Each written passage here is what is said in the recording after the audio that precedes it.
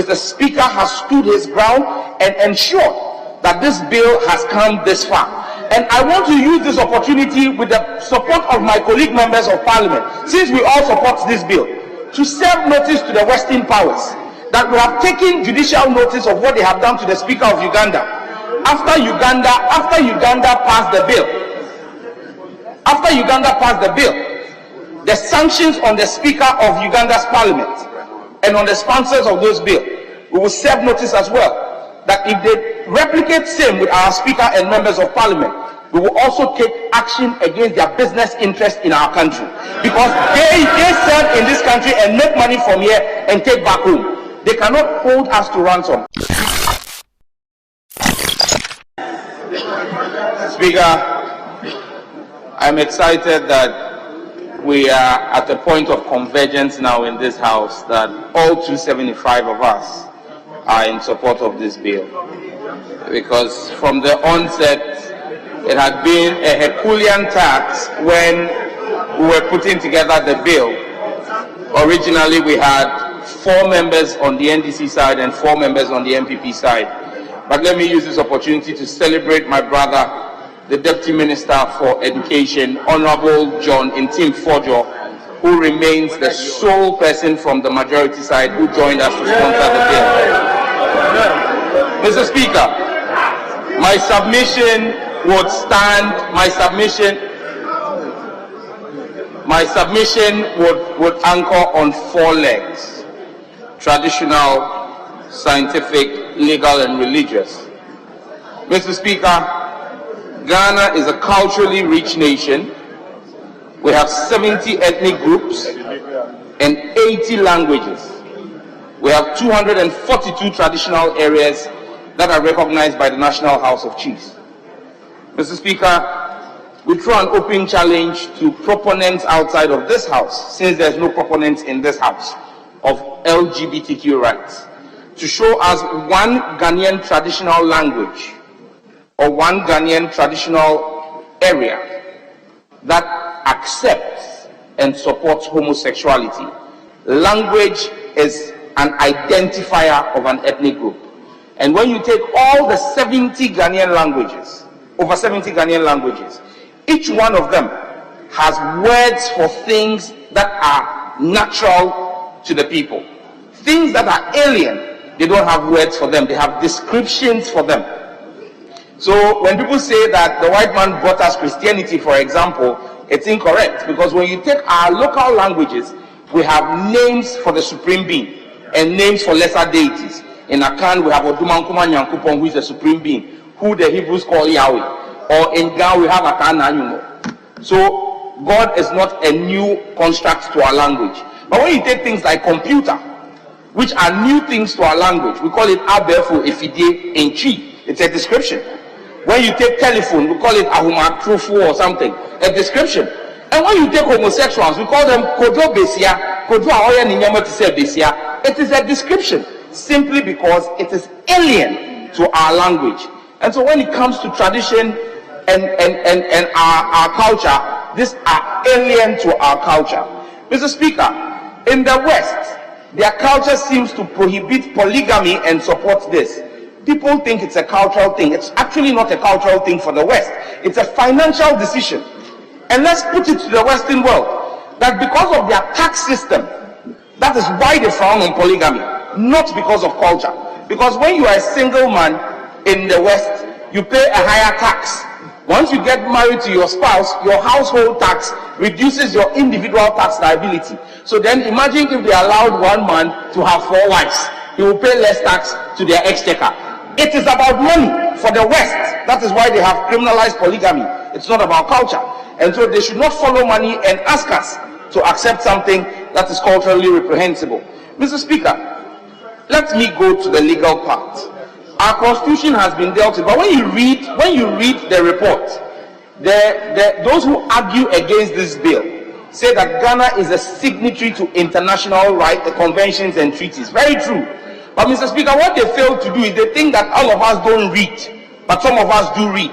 And Mr. Speaker, all the conventions that they have quoted in their memos to the committee, we would establish the fallacy of their positions. Mr. Speaker, the African Charter on Human and People's Rights in Article 17 says this: every individual shall have the right to education. 17.2, every individual may freely take part in the cultural life of his community. But 17.3 says, the promotion and protection of morals and traditional values recognized by the community shall be the duty of the state. This is the African Charter on Human and People's Rights. So it says the promotion of morals and traditional values. So what morals are we talking about? What traditional values are we talking about? This is the convention Ghana has signed up to. And so this bill is in line with that convention. In fact, Article 18 of the same African Charter says the family shall be the natural unit and basis of society. It shall be protected by the state, which shall take care of its physical health and morals.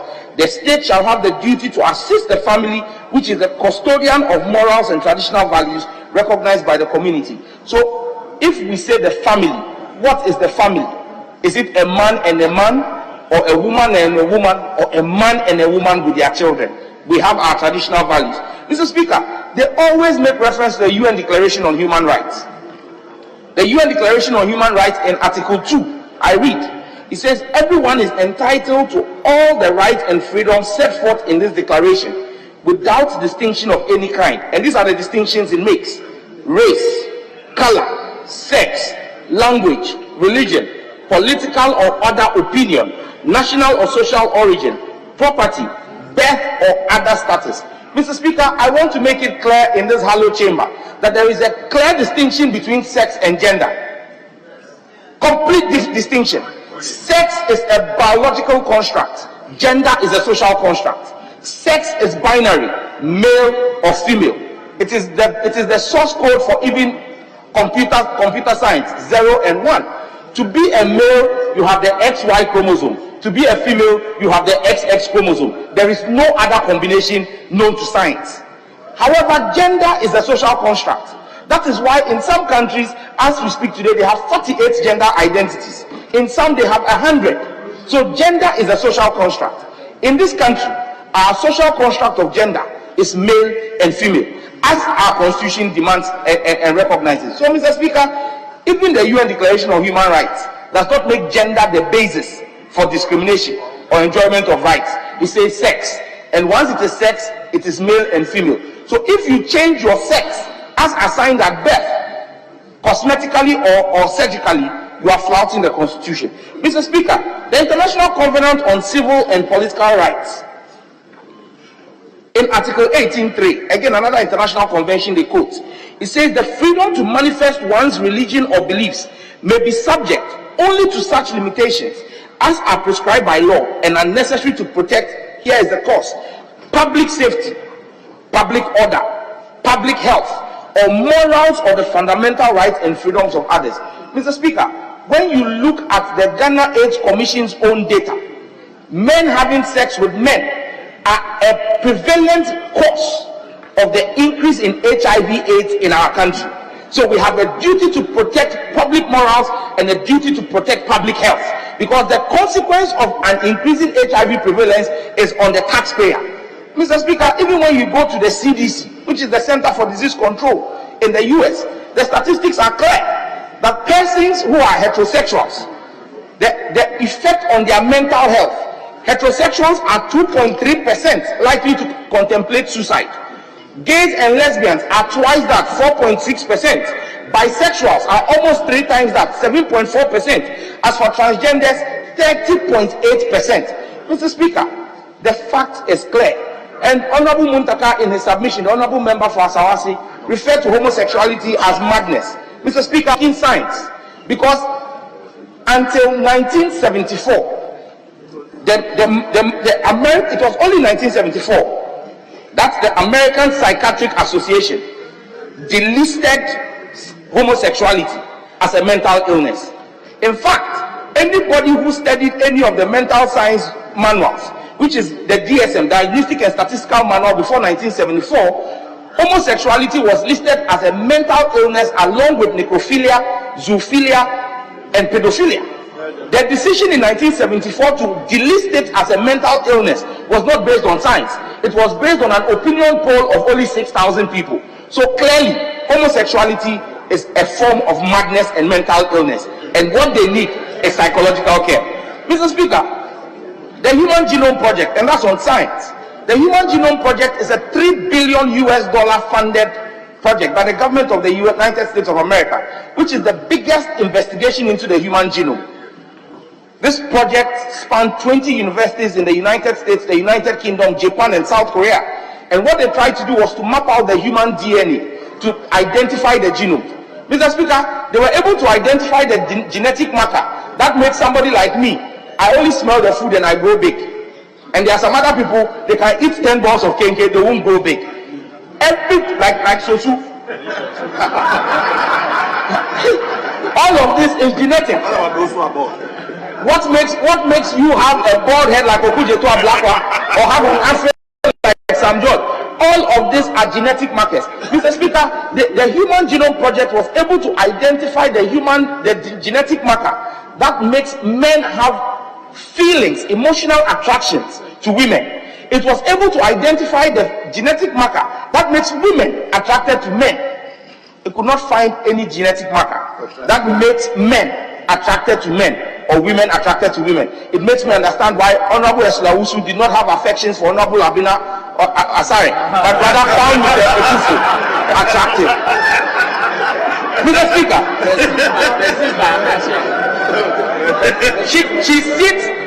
she even sits next to the handsome Mr. Atachia, Honorable Atachia, because it is a genetic thing.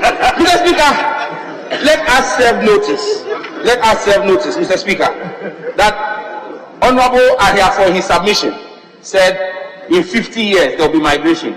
Well, he doesn't need to wait 50 years. It's happening today. He says they will be extinct. In fact, extinction comes when they lack people. Currently, most of the Western countries are attracting our finest brains here and offering migration programs to bring people in there because their workforce has been depleted. They have an overage population. Because, Mr. Speaker, like it is attributed to Robert Mugabe, if you put two men in a room and give them 12 months to produce as an offspring, they cannot produce an offspring. And so, Mr. Speaker, we will continue to stand here. But let me use this opportunity, Mr. Speaker, to celebrate Mr. Speaker, who has been a stalwart and a bastion for this bill. But for Mr. Speaker, this bill would most likely have been killed. Mr. Speaker has stood his ground and ensured that this bill has come this far. And I want to use this opportunity with the support of my colleague members of Parliament, since we all support this bill, to serve notice to the Western powers that we have taken judicial notice of what they have done to the Speaker of Uganda. After Uganda passed the bill, the sanctions on the Speaker of Uganda's Parliament and on the sponsors of those bills, we will serve notice as well that if they replicate same with our Speaker and members of Parliament, we will also take action against their business interest in our country, because they serve in this country and make money from here and take back home. They cannot hold us to ransom. And like has been asked on this floor, Mr. Speaker, why is it that the American Secretary of State has not sanctioned the Secretary of Defense? Because June was declared Pride Month and they had transgender parades.